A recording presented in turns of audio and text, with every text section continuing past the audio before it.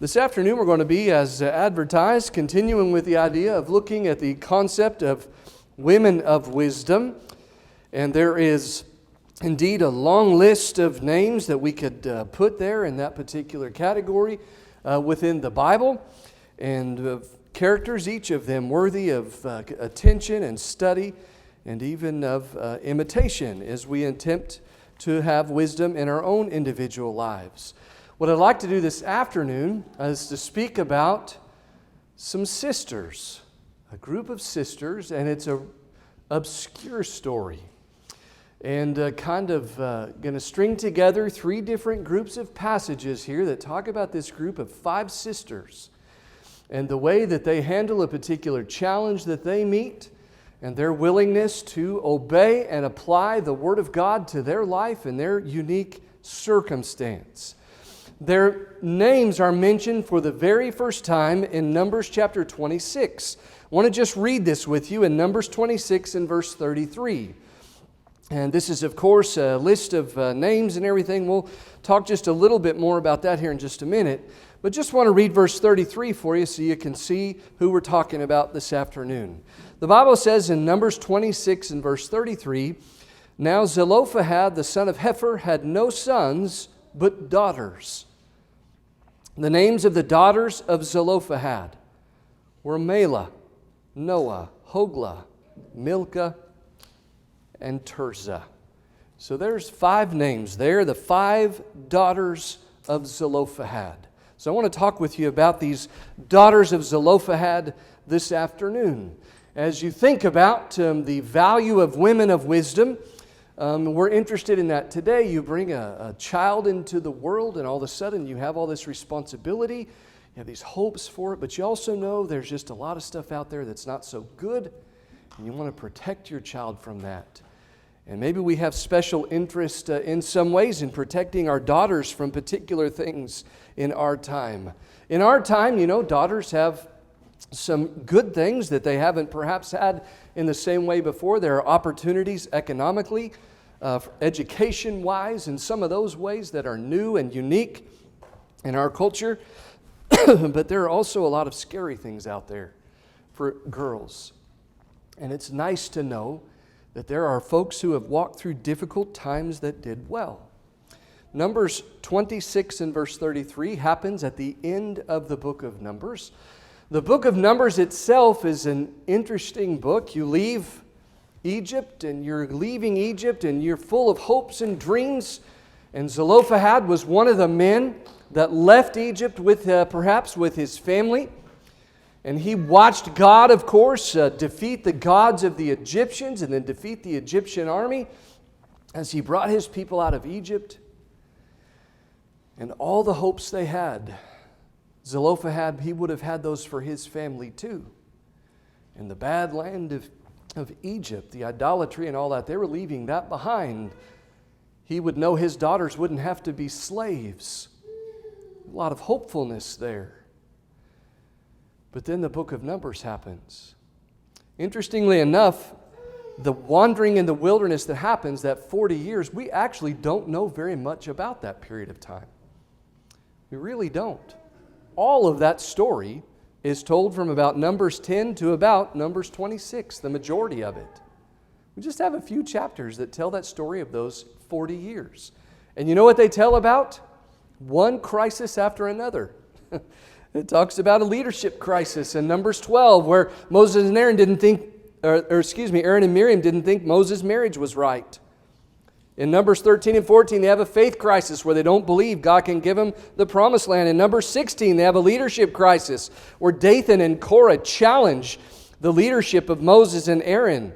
In Numbers 20, Moses has his own personal meltdown and crisis right in front of the entire nation of Israel.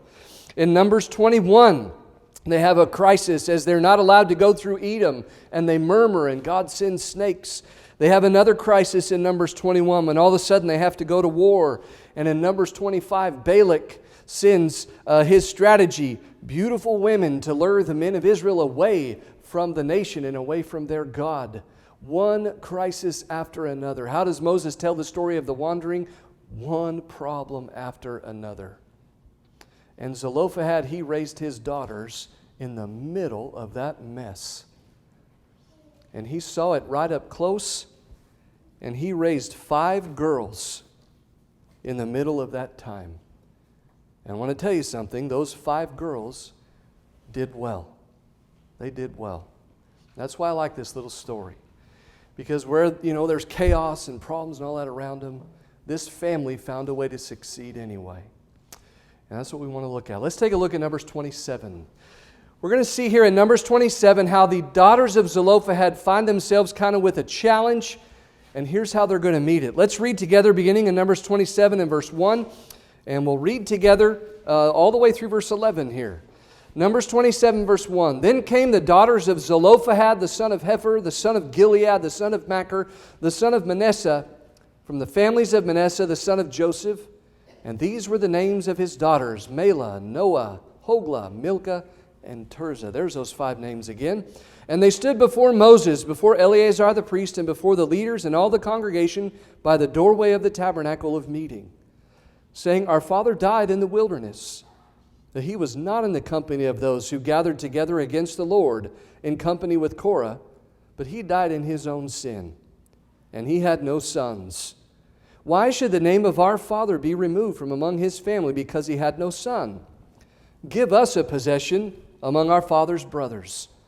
So Moses brought their case before the Lord. And the Lord spoke to Moses, saying, The daughters of Zelophehad speak what is right. You shall surely give them a possession of inheritance among their father's brothers, and cause the inheritance of their father to pass to them. And you shall speak to the children of Israel, saying, If a man dies and has no son, you shall cause his inheritance to pass to his daughter. If he has no daughter, you shall give his inheritance to his brothers. If no brothers, you shall give his inheritance to his father's brothers. And if his father has no brothers, you shall give his inheritance to the relative closest to him and his family, and he shall possess it.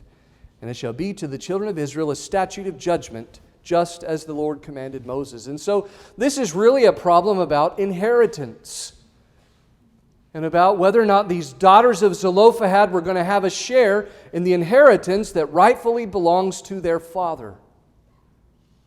And when they bring that to Moses, that's a circumstance that he didn't know how to handle, so he approaches the Lord. And look at what the Lord says in verse 7, The daughters of Zelophehad speak what is right.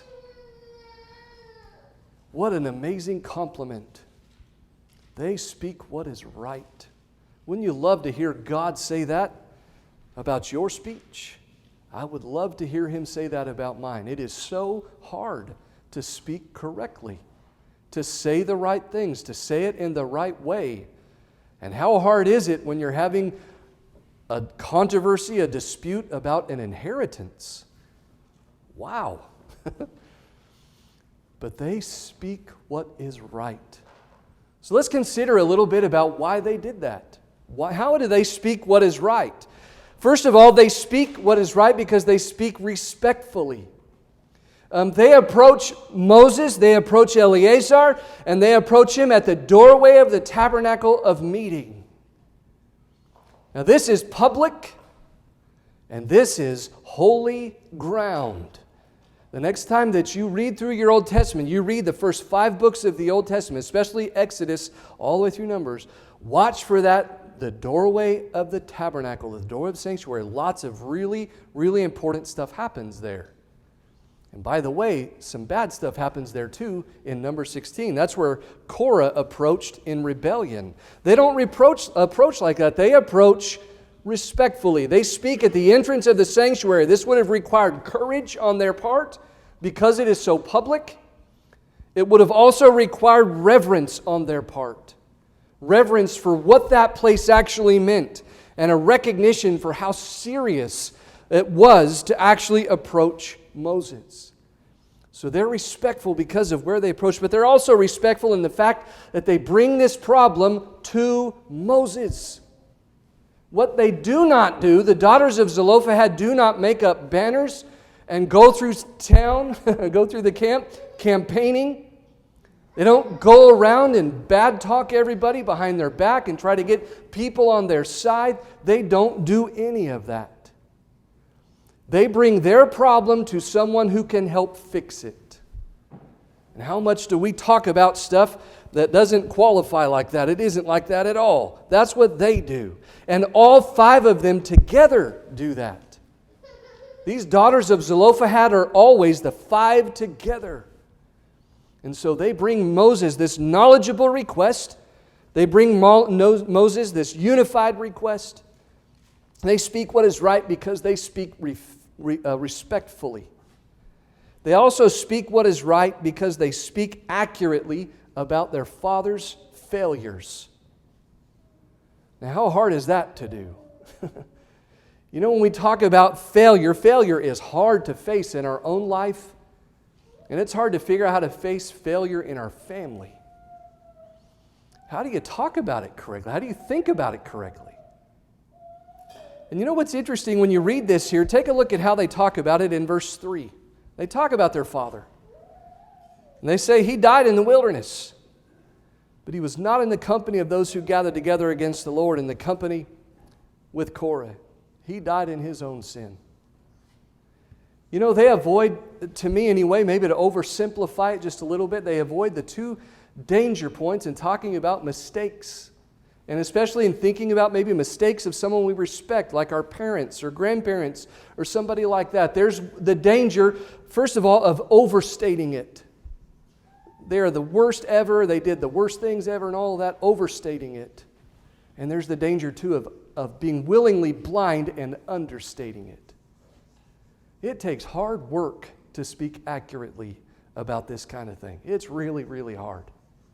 And we all have to do it, by the way, because every father in history has committed sin and been imperfect. All children have to figure out how to face this subject. They don't overstate it, they don't understate it. Their father wasn't like Korah. He didn't go with Korah. He did not lead Israel in rebellion against Moses and Aaron. He had nothing to do with leading people against Moses. That wasn't what he did. But what he did was wrong. It appears what he did was that he was among those who didn't have faith, perhaps, in their ability to enter the promised land. He's along that crew. Maybe he's part of, just generally speaking, the congregation of Israel that died in the wilderness because of that sin. That appears to be the case. But they're accurate with it. Now these girls, all 5 of them together, have that accurate view of their father's failures. That's hard work, but they've done that in faith. They speak what is right because they speak respectfully, and they also speak about their father's failures correctly. They also speak, thirdly, correctly about God's people. You know, as they approach this particular circumstance, their desire is, in verse 4, give us a possession among our father's brothers. They want to be part. They desire to have fellowship with God and His people. And they want to be with God and His people. They want to be part of what happens next. They believe in the future that God has for His people. And they want to share in that together. They love their family. They want to be part of it. They're hopeful. And yes, there's been a disappointing time. There's been a frustrating time of mistakes and consequences and all of that. But they believe in the future that God's promised for His people. And they want to be part of it. Don't we love to hear our children want to be around God's people, want to spend time with God's people, have friends that are God's people, have desire to listen to things that God's people are saying and doing? What a wonderful thing. They wanted to be part of it. And that's what we want for our children, to desire to share in fellowship with God and with God's people. The daughters of Zelophehad speak what is right. What a beautiful compliment to them. Now the story kind of goes along here, and we end up at the end of Numbers 36. And the daughters of Zelophehad slide off the radar here and just kind of go into the background. And off we go, instituting the rest of things here at the end of the book of Numbers until we get to the very last chapter. And can you believe that the very last chapter of the book of Numbers is dealing with the daughters of Zelophehad? There they are. And I'm glad they're there. You know, when you read the book of Numbers, it's the longest, I think, of the first 5 books of the Bible. Word count, but you know, it's the longest in a lot of other ways too. It is a long book to read. It feels like a really long trip that you were ready for it to be over a long time before it was. Because of the way they behave, I mean. It's frustrating to read crisis and rebellion and failure. But then you get to the end, and you get to end on a high note. It's really neat. Listen now to Numbers 36. I'm going to read with you here, starting in verse 1, and we'll read a little bit about how the daughters of Zelophehad come back again into a point of interest. The chief fathers of the families, verse 1 of chapter 36, and the children of Gilead, the son of Machir, the son of Manasseh, of the families of the sons of Joseph, came near and spoke before Moses and before the leaders, the chief fathers of the children of Israel. And they said, "The Lord commanded my lord Moses to give the land as an inheritance by lot to the children of Israel. And my lord was commanded by the Lord to give the inheritance of our brother Zelophehad to his daughters. Now if they are married to any of the sons of the other tribes of the children of Israel, then their inheritance will be taken from the inheritance of our fathers, and it will be added to the inheritance of the tribe into which they marry. So it will be taken from the lot of our inheritance.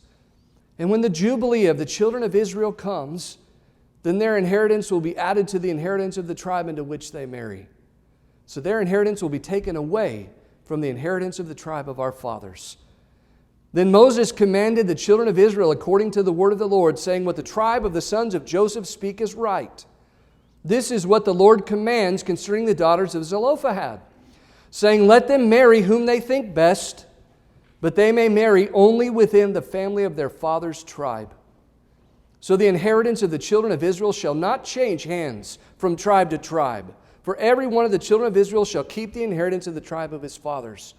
And every daughter who possesses an inheritance in any tribe of the children of Israel shall be the wife of one of the family of her father's tribe, so that the children of Israel each may possess the inheritance of his fathers. Thus no inheritance shall change hands from one tribe to another, but every tribe of the children of Israel shall keep its own inheritance." Okay, so there's the decision. Look now, verse 10. "Just as the Lord commanded Moses, so did the daughters of Zelophehad. For Mahlah, Tirzah, Hoglah, Milcah, and Noah, the daughters of Zelophehad, were married to the sons of their father's brothers. They were married into the families of the children of Manasseh, the son of Joseph, and their inheritance remained in the tribe of their father's family." When we get to Numbers 36, not only do they speak what is right, back in Numbers 27, they also are willing to listen to what is right. They're good listeners too. As you come to Numbers chapter 36, this family, this is from the tribe of Manasseh here, this family begins to realize, wait a minute. Now we've got our inheritance. These 5 girls are going to marry 5 gentlemen. That's a little bit that's going to be going away. And what if we have this circumstance happen again every generation or two? We're going to lose a little bit of the inheritance that the tribe of Manasseh has. So it's all about this inheritance, keeping each tribe kind of where they're supposed to be according to God's will. So how do we do that with this decision about the daughters of Zelophehad? How do we keep the land going all the way through, always to the tribe of Manasseh or to the tribe of Benjamin or so on and so forth? How do we do that? So the decision is they have to marry within their tribe. And the rest of the girls could marry whichever from all 12 tribes. But the daughters of Zelophehad, they have to marry within their tribe. There goes 11 tribes for them that are no longer available. And you know what I could hear them saying? That's not fair. That's not fair. And I could see them saying, we didn't get banners up last time, we didn't campaign last time, this time we've had enough. We're going on campaign. But they don't do that. It's different. All of a sudden they have a limited horizon compared to some of their peers. And there's these rules limiting whom they can marry. But they just do it. They're obedient. They're obedient. As you think about that, we think of the wisdom that comes from above in James 3 that is easy to be entreated. In other words, you can be persuaded. They don't just listen to the words, they listen with a heart that is open to being persuaded. They're willing to do the right thing. And so this leadership that they respect when the issue is given, They follow the direction. And as you think about them listening, they do not protest, they don't divide, they don't get mad and leave. They don't do any of those things. Instead, they do exactly what has been decided. This is exactly then what will happen for the daughters of Zelophehad. As you think of this particular example, their decision is kind of a lot different maybe than might have been expected, but it provides a tremendous example. You know, for us and our family, we have a lot of cousins in California. So when we were little, before we knew who all of our family was, if you see someone that's kind of interesting at a meeting or something like that, and you think, I might like to kind of chat with her, the first thing you have to do is I would have to ask Mom, are we related to her? And no, we're not related to her. Really? Oh, okay. These daughters of Zelophehad had to kind of do that opposite. Are we related to them? Are they from our tribe? No, well then they're not okay. They're just looking in their tribe, and that's what they do. Now, the last time that they are mentioned is in Joshua chapter 17. I want to just read this brief little note with you here. In Joshua 17, they speak what is right, they hear what is right, and then they finally get to enjoy what is right. In Joshua chapter 17, verses 3 through 6, the Bible says, But Zelophehad, the son of Hefer, the son of Gilead, the son of Machir, the son of Manasseh, had no sons, but only daughters. And these are the names of his daughters, Mahlah, Noah, Hoglah, Milcah, and Tirzah. And they came near before Eleazar the priest, before Joshua the son of Nun, and before the rulers, saying, The Lord commanded Moses to give us an inheritance among our brothers. Therefore, according to the commandment of the Lord, he gave them an inheritance among their father's brothers. 10 shares fell to Manasseh, besides the land of Gilead and Bashan, which were on the other side of the Jordan, because the daughters of Manasseh received an inheritance among his sons. And the rest of Manasseh's sons had the land of Gilead. And so we see even all the way down till now we've got Joshua leading Israel and settling them in the promised land. Now they're still living with this same high level of character. They've met the challenges, and now they get to enjoy the reward. Now they get their land. That's actually where they end up. So you can see the story of the daughters of Zelophehad. They begin with this challenge. How do you obey God, and how do you do the right thing according to God's will? How can we be wise in this difficult circumstance? And they are wise because they speak what is right, they listen to what is right, and then at the end they hang in there all the way until they get to enjoy what is right. And here's the daughters of Zelophehad. Thankful for good examples in the Bible like this that can offer us encouragement as we think about trying to be a source of encouragement, especially to our children, to the children that we're around. We want them to be like these daughters of Zelophehad and have great wisdom in our time.